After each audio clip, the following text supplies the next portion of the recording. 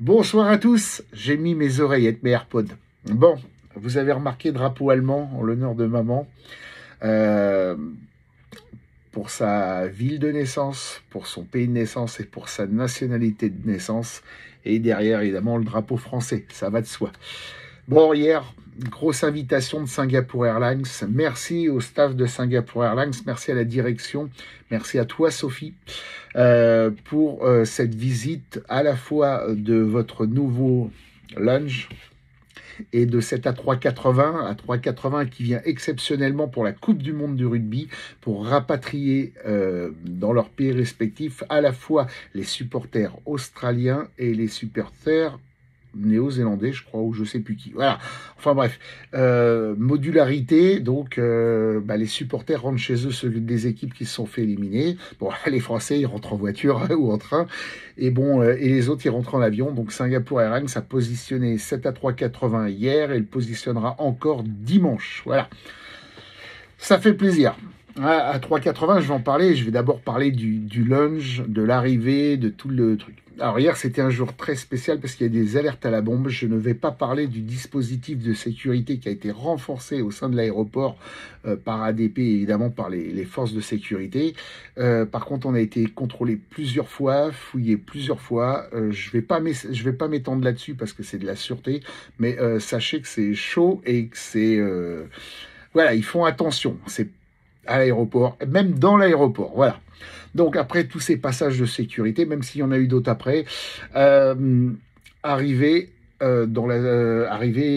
comment dire, on prend le camembert et on prend les fameux toboggans qui ont été tout refaits, tout neufs. Avant, il y avait du crépi un peu jaunâtre, bien années 70, quoi. Et là, maintenant, on a un couloir lumineux, bien blanc, bien beau. Ça change l'accès au satellite, d'ailleurs, qui n'est plus un satellite en soi, puisque c'est un bloc qui a été regroupé, comme vous l'avez vu. Et en fait, avec un aménagement qui ressemble beaucoup aux tout nouveaux terminaux, soit déjà à la nouvelle section d'Orly et évidemment au terminal M du 2.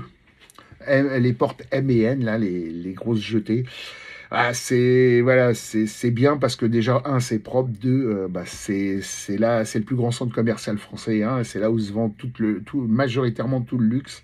Et ça fait du bien parce que ça... Faut pas se voiler la face, hein, ça rentre de l'argent dans les caisses. Donc tant mieux pour ceux qui en profitent. Bon, sur le côté droit, il y a l'accès à ce salon. Alors là, c'est le seul bémol. Ce salon se partage deux petits ascenseurs, mais ridicules, où il y a un étage pour un restaurant et aussi une zone fumeur. Alors ça, c'est pas terrible. Alors premièrement parce que l'ascenseur est petit, mais secondo, surtout parce que ça sent la clope bien froide et bien dégueulasse des mecs qui ont fumé dans ces ascenseurs et c'est pas qualitatif pour se rendre au lunch. Surtout quand on sait la qualité et la beauté du lunch que nous a fait Star Alliance. Un lunch qui est le deuxième plus grand de l'aéroport. Après, évidemment, le lunch Air France, hein, évidemment, on est roi dans son royaume. Hein, et superbe accès. Alors, c'est tout en longueur, même si le bâtiment fait un peu arrondi, c'est tout en longueur avec une énorme baie vitrée sur les avions qu'on va prendre, ça se voit. Un accueil super chaleureux et une responsable qui connaît son métier, qui a été capable de t'expliquer les matériaux, la conception, l'analyse pour faire ce lunch, qui est vraiment de toute beauté. Il est franchouillard, voilà, franchouillard. Il fait un petit peu penser au bistrot parisien avec des tables bistrot. Il y a une zone de vin qui fait un petit peu... comment dire, club anglais, club restreint avec une lumière tamisée et une zone aussi repos qui est très très bien avec des fauteuils très hauts qui absorbent le son pour pas qu'on ait de bruit. Alors je sais pas si c'est dû à l'actualité actuelle ou si c'est dû aussi aux mesures de sûreté hier. Les télés n'étaient pas allumées. Et finalement, ça faisait un bien fou de ne pas avoir de télé. On pouvait admirer les choses. On les admirait d'ailleurs des yeux et on les admirait aussi du nez. après de la bouche aussi, mais du nez, parce que tout l'espace est parfumé par zone, et c'est vrai qu'il y a des parfums d'ambiance qui sont fabuleux. Il y a une zone, donc il y a une zone repos, il y a une zone travail, et il y a aussi une zone douche avec des douches, voilà, où on peut se laver. Et il y a aussi une belle zone pour changer les couches des bébés, spécialement pour les dames et tout. C'est bien organisé, c'est récent, c'est beau, il y a du design, il y a de la recherche, il y a ce look très français qui est bien présent. Et c'est vrai que pour ceux qui partent et qui voyagent en première et en business, ça donne vraiment envie, ça donne vraiment une très très belle image finale de la France avant de prendre l'avion pour retourner chez soi ou de partir quand on part en vacances. Non, sérieux, j'ai été bluffé. Il y a un jardin d'été qui était pas trop accessible parce que c'était un petit peu humide. Voilà, tout est prévu. Il y a un personnel, si j'ai bien compris, de 6 personnes plus la responsable. C'est un beau challenge. J'ai vu une dame qui nettoyait en permanence. Il y avait de l'entretien. Il n'y avait pas de plateau qui traînait, pas de bouteilles. Et il y a aussi un petit espace, on va dire sécurité VIP à l'intérieur du lounge quand ils reçoivent un Premier ministre pour que la zone soit encore plus sécurisée avec les gardes du corps et tout. C'est très très bien fait. Après, nous sommes rendus dans la 381 en passant par les nouvelles passerelles. Un bel appareil, un bel appareil. Alors moi, évidemment, mon standard de réflexion et mon standard d'analyse, c'est Qatar. Ayant volé sur tous les A380 de QR, en ayant volé sur ces classes-là, je peux comparer et je vais donner des notes. Donc on va commencer évidemment par l'éco. Une éco qui a une belle assise et un beau pitch. Hein. C'est très très bien, des sièges vachement sympas. Et un IFE, donc un écran de divertissement qui est très très grand pour une classe éco. J'avoue, si je me trompe pas, hein, le Wi-Fi est offert même en éco à tous les passagers. Wi-Fi gratuit sur tout l'appareil. Ça, faut le noter parce qu'il y a beaucoup de compagnies qui ne le proposent pas ou qui le proposent payant. Wi-Fi. Donc voilà. Pour du long courrier, je trouve que Singapour a fait quelques efforts pour la classe éco, qui est évidemment la classe la plus nombreuse. Les teintes sont assez sombres. Hein. Il y a du noir et du marron foncé. Avec une ambiance, alors j'ai pas vu le système LED parce que on était tout seul dans l'avion, mais c'est des teintes assez, on va dire 70s, mais pas un 70s has-been, hein, un 70s un peu disco sympathique. Alors ce 70s là, je le retrouve en premium.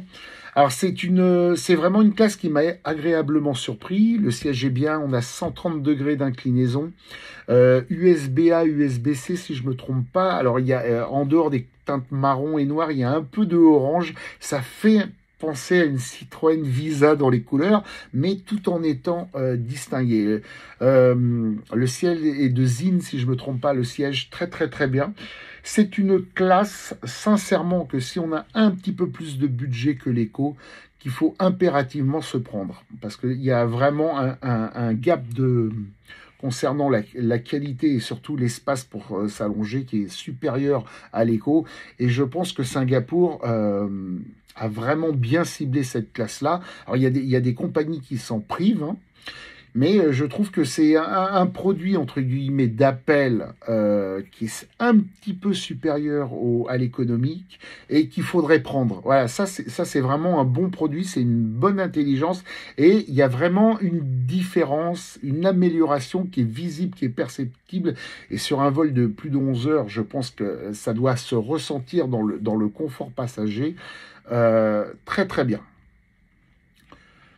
Étage d'au-dessus. On monte l'escalier, les 2 escaliers devant derrière, et là, on se retrouve en business. Alors, la business, pour moi, c'est la classe... alors, c'est une belle business, hein. Les business sont fabuleuses, mais c'est la classe où je trouve qu'il y a le moins de valeur ajoutée par rapport à ce que j'ai en référence chez Qatar. Bon, alors, c'est un peu biaisé comme analyse du fait que Qatar, des fois, ne propose pas de première dans leurs avions et la business avec le produit Q-Suite reste quand même le meilleur produit du monde. même si on voit des efforts chez les autres, même s'ils améliorent au fur et à mesure qu'ils changent leur cabine, les designs, Qatar reste devant. Voilà, c'est un produit plus aéré. Chez Singapour, on est un peu cocooning. Et alors, il y a tout, évidemment. Mais c'est moins, ça donne moins envie que QR. Voilà.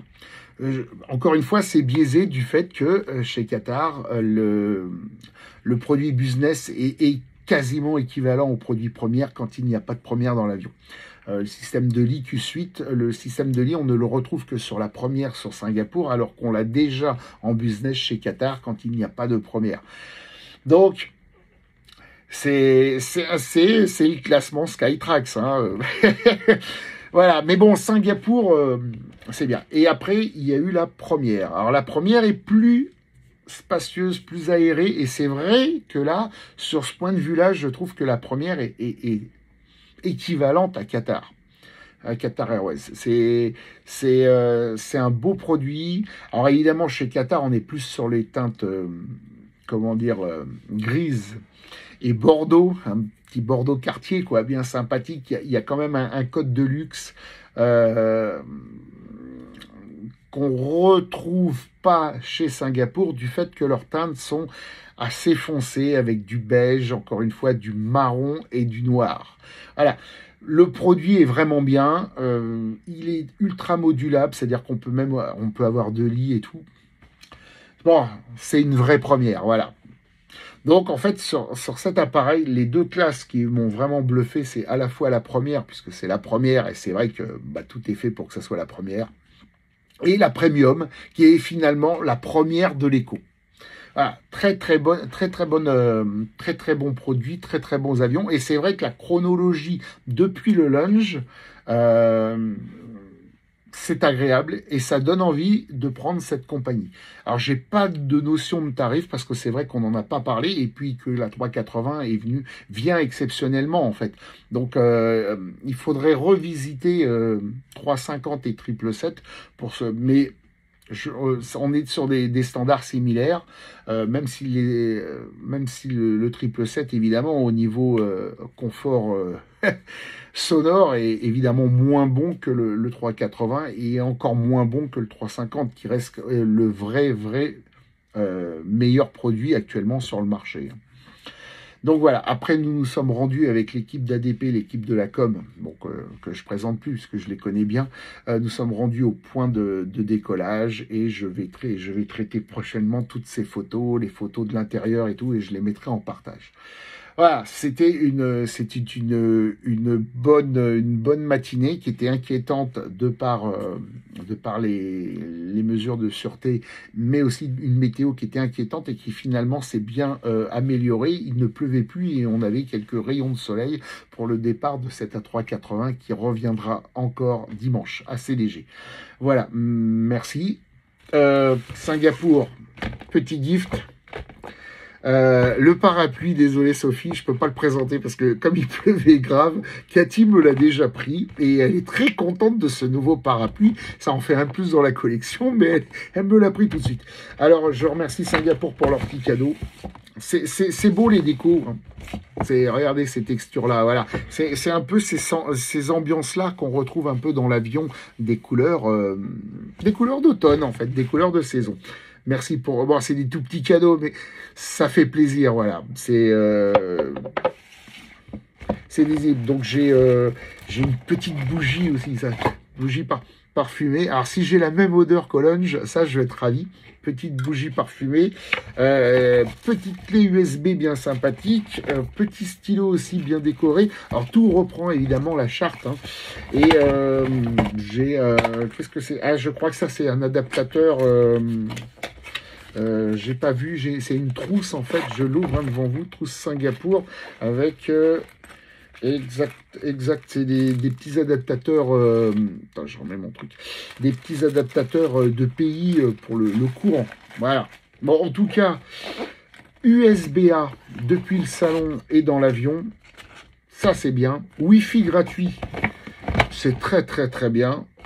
Donc, une première fabuleuse et une premium fabuleuse. Une Eco avec un grand écran et un assez bon siège avec quand même de l'espace parce qu'il faut quand même avoir le courage de voyager en Eco. Et une business qui, moi, me laisse un gramme sur ma faim, mais je suis trop exigeant, puisque, bon, la référence reste la référence. Voilà. Je vous souhaite à tous une bonne soirée. Prenez soin de vous, de vos animaux de compagnie. Et en cette période où ça chauffe un peu partout, essayez que ça soit froid et que tout se passe bien pour vous. À bientôt.